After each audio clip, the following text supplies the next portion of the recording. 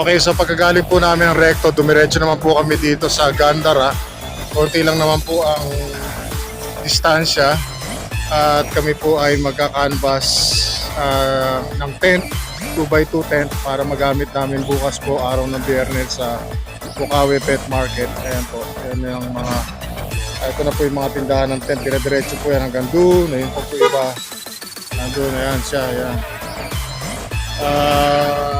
Kakanvas po muna kung meron kayong makitang swak sa budget at swak sa panlasa namin. Siyempre po, yun ang aming bibilhin.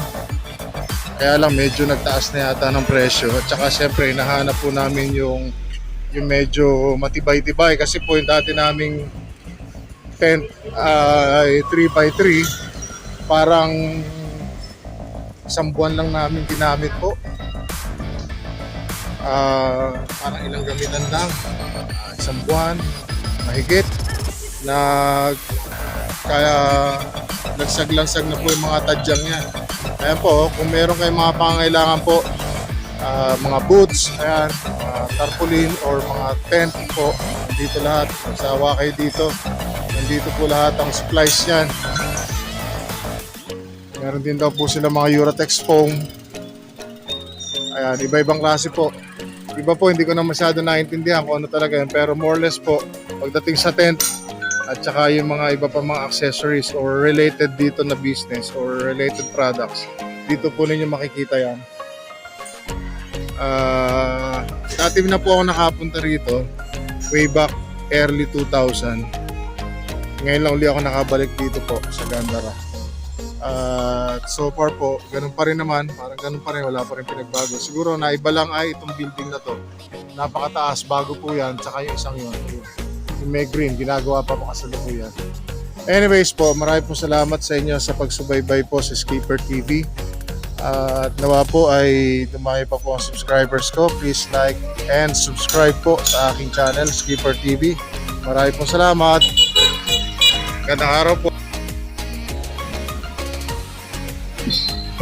Dito daw po, pag bumili kayo ng tent, ay automatic sila na yung nagre-rivet at saka naglalagay ng eyelet.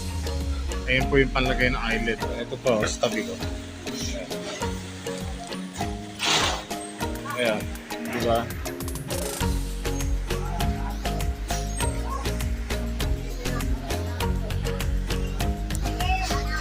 So, pinafold po nila mahusay yan, mabuti. Para pag may customer may deliver, ganyan po. Actually doon sa may amin, Palaloma, may kapitbahay po kami may ganito. Kaya lang parang siyempre po naghahanap kami ng swak sa budget. Parang medyo expensive talaga yung kanilang heavy duty na tent na 2x2. 2x2 lang naman po yung hanap namin para nga sa pet market.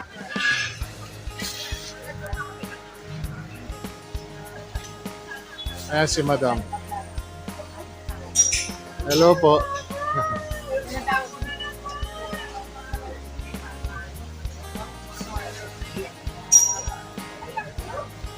Ito po yung kanilang stock room. Titingnan namin yung nagustuhan yata ng wife ko na kanilang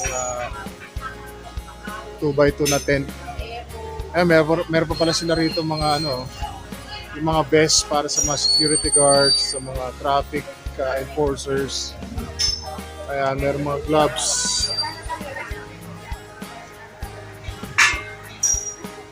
Meron silang mga makina dito, panahe sa mga gilid-gilid ng mga tent na ginagamit. Siyempre po, ayan.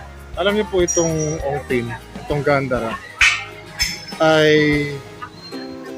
itong Ongpin in general po, ay considered as the oldest Chinatown in the world. Opo. Imagine nyo ang history na yan, di ba? Talagang totoo po na napakaganda po na naging kultura dito ng trade. Opo, ng ating mga kababayan, mga Chinese. At marami po mga nakilalang tao Filipino-Chinese na dito nagmula sa Ongpin, sa Tondo, sa Binondo in general po. Ayan.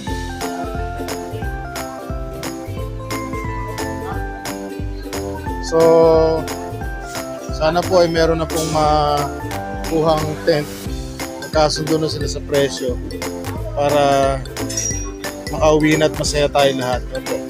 So salamat po ulit.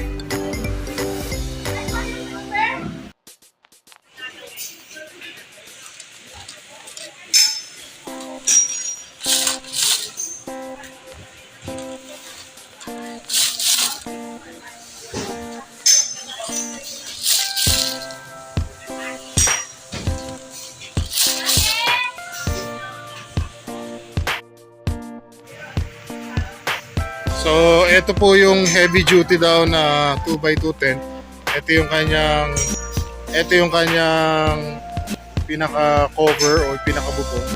Tapos ito siya. Mukhang maganda nga. Oh, makapal.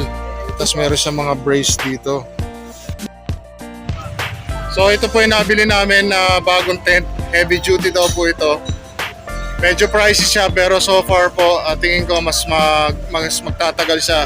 Unlike yung dati namin ginagamit. So hopefully po makasama namin to sa aming negosyo ng maayos at maging blessing po sa amin. Time to pay. Kakahon na uli siya. Ayun po yung kahon niya.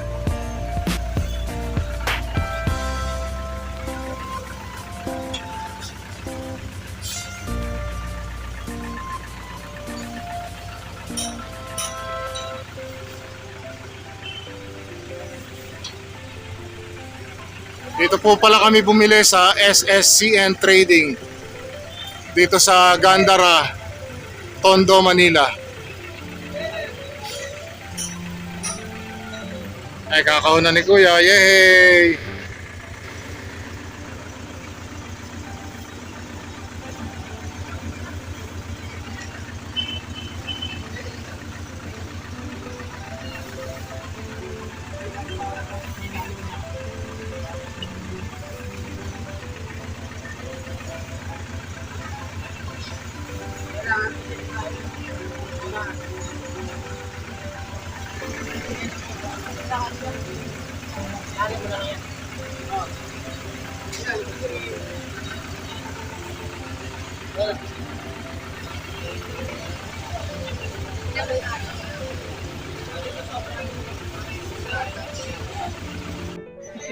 Magandang araw po sa inyo lahat. Good morning po. Ito po si Skipper. Welcome po sa ating channel. Ngayon po ay araw ng Biyernes dito sa Bukawi. As usual po, siyempre, pagkatapos ng ulan, biyaya po ito. Umaaraw kahit papano, sumisikat ang araw. At para tayo po ay makabenta. At ito po ang ating Rainy Day Special Friday. Meron po tayo ditong mga kasama si Sir Jason at yung kanyang jowa. Meron silang poodle. Ayun po. Ipe-flex lang natin yung poodle niya. Ayun po. Male to, sir, ano? Opo, choco po yan. Red nose. So kita nyo, napakaganda. Fluffy. 2 months old na po. May deworms and vaccine na po. Opo, isang vaccine. Isang vaccine. Okay, tatlong deworms tsaka isang 5-in-1. Ayan po. Kaya po nakita ko sila kaya ako pina-join dito kasi alam niyo naman po pag skipper, syempre poodle boy tayo, diba? Opo, ayan po. Baka may shoutout ka, sir. Ayan po. At meron pa po sila ritong iba. Papakita ko sa inyo. Ano po? Meron sila ritong 3 pa na puro female lahat.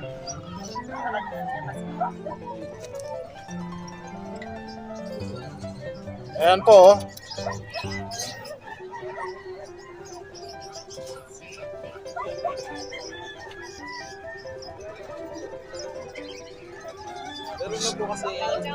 So 2 puti po yan, tsaka isang apricot. Ito puting-puti, tapos blue eyes po lahat yan. Ang gaganda. So ano pong napaka-significant dito?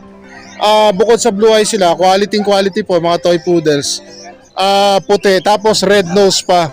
Kaya maganda po. Magkano po bigay mo, sir? O 10K na lang daw po, negotiable, sabi ni Sir Jason. Ano po ang contact number niyo, sir? 0945-435-785. Sa pa po? 0945-435-785. Ayun po, paki-message na lang po si Sir Don pagka kursunada nyo. At saka siyempre po, ito po yung sa aking mga alaga rito. Ayan po ating Yorkie. Ito pala, tinanong ko dun sa may-ari. Yorkie pala to. Akala ko Shih Tzu ang intindi ko sa kanya dati. Yung pala isang sinasabi niya Shih Tzu. Ito daw po pala yung Yorkie. Kapatid pala, hindi pala siya kapatid. Kasabay lang ng mga naon na nabenta ko. Kaya pala sabi ko sa kanya, tinatanong ko, bakit Brad yung, yung balahibo ay kakaiba ang kintab. Tsaka napaka-silky. Kasi kung Shih Tzu siya, iba yung style. Pero ito, napaka-silky at saka napaka-kintab. So, Yorkie din po pala to, hindi na masyadong tumaas, umangat yung tenga. Ano po? So, ang bigay ko po dyan is 5K na lang po, mabilisan. 2.5 months old. Tapos ito po, 3 months old na Pomeranian, white Pomeranian, male.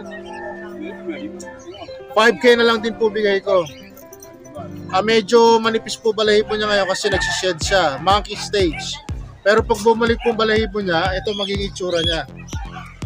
Ganito po magiging itsura niya. Yan. Ganyan po kalago balahibo niyan dati. So going back po dito, ito ay 5K lang. Tapos ito pong dalawang chow chow ko rito. Ito 2 months old. Ito ay 3 months old. 8K na lang din po bawat isa. Healthy po yan. Ayan, kita nyo. Oh, choy. Pure po yan, chow chow. Opo. So, balik na lang po kayo sa akin po. Pwede niyo po kayo message sa Skipper TV. YouTube po ay Skipper TV rin. FB page ay Skipper TV. So, yan po. Healthy po yan. May mga deworms and vaccine na po yan. Pero syempre po, itutuloy nyo na lang. Ano po? Magkakaroon kayo ng sarili nyong start kayo ng sarili nyong schedule sa kanila ng set sa inyo. Ano po? So, yan po. Ito po ang mga kaganapan dito. Meron pa po maya-maya. Samahan nyo lang po kami. Opo. So, magandang araw po ulit sa inyo mga kababayan. Tingnan nyo po yung iba pong mga pangkaraniwan natin dito kapag Biyernes. Hanggang alas 12 po kami ng tanghali. Sana po hindi masyadong umulan. Opo.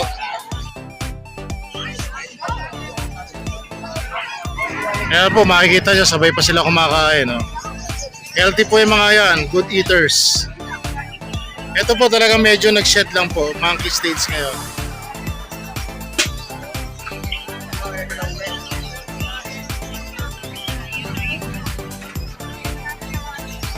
First time po namin nagkaroon ng chow chow. Ang cute pala. Napaka fluffy, ang ganda po. Mga bear type ang gaganda ng mukha. Nakakatuwa. Ayan kanyang mukha Bochog bochog. Ay, bochog bochog. Ayan, bochog Ayan, bochog ganda.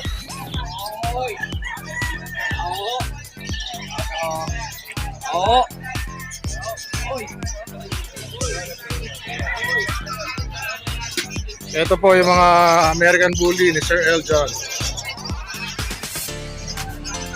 Ito po yung mga Belgian ni Sir JR. Ayan po. Meron pa siyang Doberman. Magkano sa Belgian mo, sir? 10K isa? Oy, congratulations. Bebenta ka na kagad kanina. Anet, kakaingit. Sana all, ako rin. Ayan po. Ilan ang female nito, sir? Isang female po, dalawang male yan. Isang female, dalawang male. Ayan, dalawang male sa akin. Ito, dalawang male. Male, ito female. Pare-parehas presyo, sir. Aba. Ito pong Doberman mo, magkano po? Yan pa 20K. 20K ang isa. Wow, 100% sure po yan. ang ganda. Yung golden mo, sir? Sa golden po, 15K. 15K, babae. Itong JR, mo? Sa beagle po, 5.5. 5.5. Yan, ganda. Ano number natin, sir? 09263870-267 JR. Ayan po. Thank you so much.